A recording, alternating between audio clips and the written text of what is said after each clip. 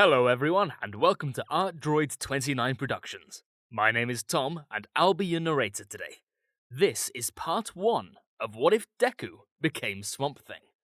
With introductions out of the way, let us begin this story. On Island, the third-year students of Aldera Junior High were on an exclusive school field trip. They were lucky to be the only school to be given an invitation for an exclusive tour of the island by one of the scientists, including getting to see the island's newest addition, the Botany Division. Okay everyone, welcome to Island's next stage of quirk studies. With this new facility, we will be able to see what kind of environmental impacts quirks have on our plant life. With the best science money can buy, we have successfully replicated different environments to study the effects specific quirks have on them. If you look around, you'll see some of the different habitats we've created. We have our jungle enclosure, our forest enclosure, even our oceanic enclosure. Now, that one was quite a challenge to figure out the logistics of. But let me show you one of my personal favorites, our very own swamp. Now then, any questions? Most of the class were incredibly bored. They wanted to see the cool stuff, not a bunch of boring plants. But there was one student who was listening to every word.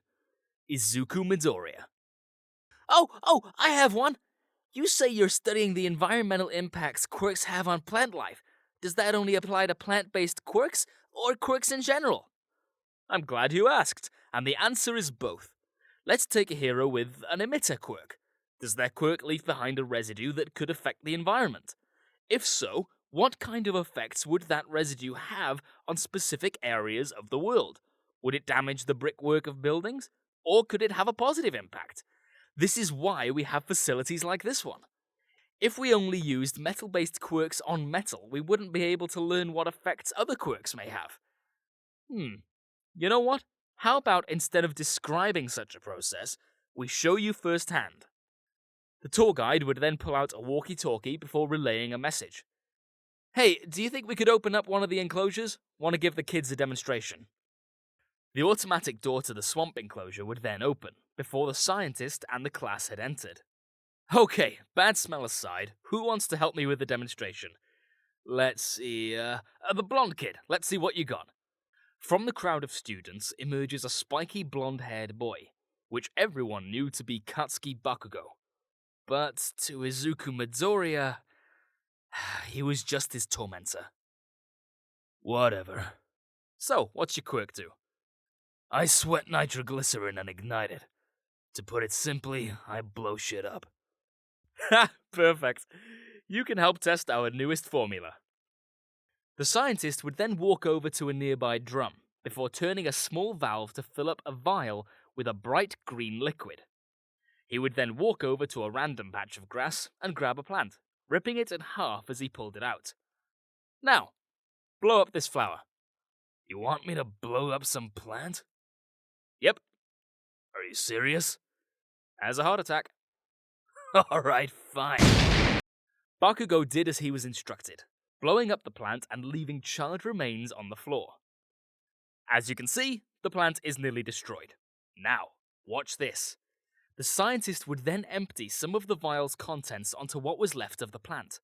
In less than a minute, the plant had begun to regenerate into a condition even better than it had been before being pulled out of the ground. In fact, it had even begun to allow other plants to grow in the very spot it had landed. Thanks to our research, we have been able to create this.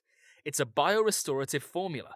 With this, we can not only re-stimulate the hormonal growth in plants, but we could also use it to enable the growth of plants in hostile terrain. Theoretically, this could allow us to be one step closer to ending world hunger. Imagine being able to grow crops in places where it was physically impossible to grow before. Now feel free to explore the enclosure. If you have questions, please feel free to ask. But I must ask for you to not go into the waters. Don't want to risk anyone drowning or at the very least smelling awful. The class would then break apart and begin to observe and explore the makeshift swamp. Unfortunately, while everyone else was doing so in peace, Izuku Midoriya wasn't as lucky. The green-haired boy was taking notes on the demonstration when something shoved him from behind, causing him to fall into the chemical drums. Hey, what the hell did I tell you about writing about me? I'm sorry, Before he could even finish speaking, Bakugo shoved him again even harder. Only when Midoriya fell onto the drums a second time, one of them had burst open, causing the experimental chemical to spew all over him. Ow! Ow! Ow! Ow! Ow! Ow! Ow! Ow! Ow! The entirety of his body began to sting and burn. The chemical had gotten into his eyes, blinding him as he flailed about in agony. During his panic, Midoriya had grabbed a hold of Bakugo, who immediately attempted to shake the boy off of him. Get off! I said get off! In the midst of prying himself free, Bakugo's quirk had accidentally gone off, igniting the chemicals that coated Midoriya, setting him aflame.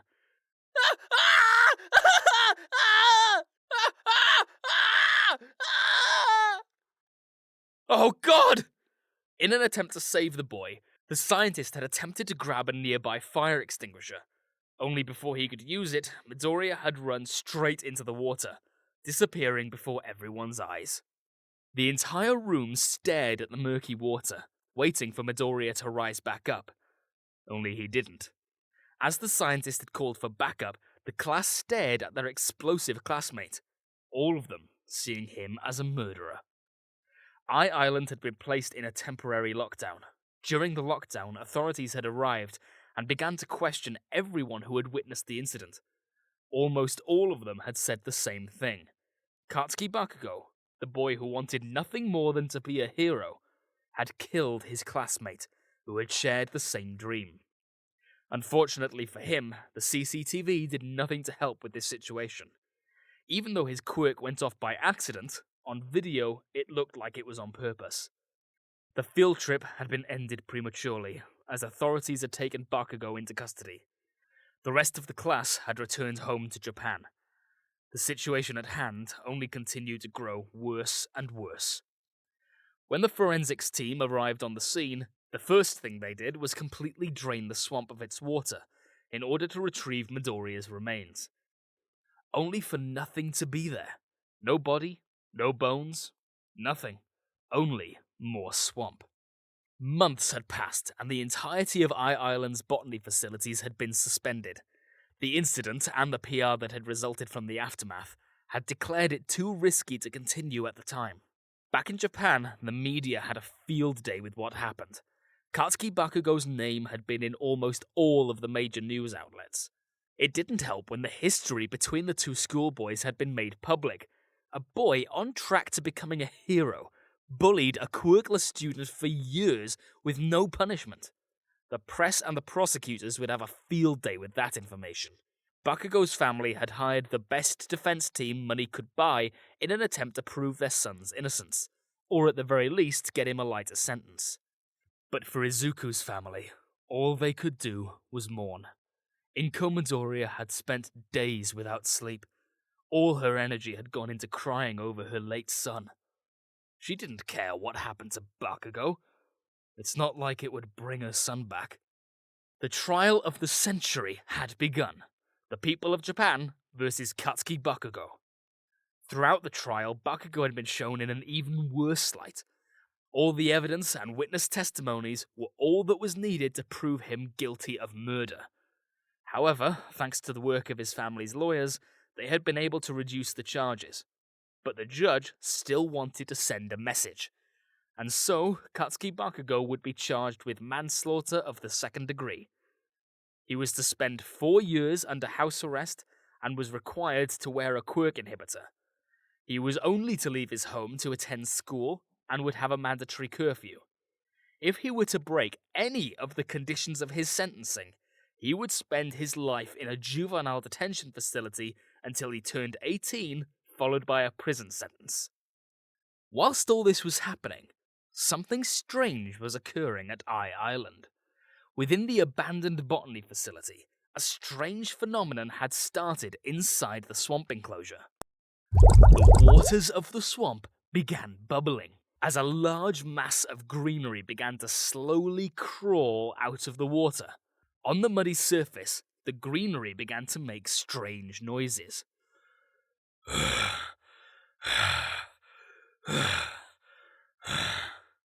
Chunks of the mass would then begin to break off onto the ground until what looked to be hands made of plant matter had sprouted from it.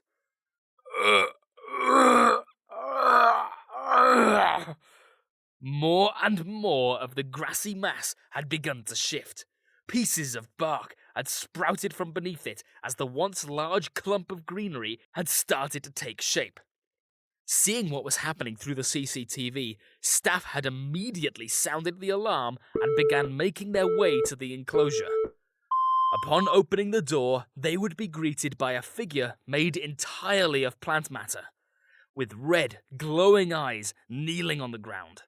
It wore a look of pain on its face before letting out an agonizing scream.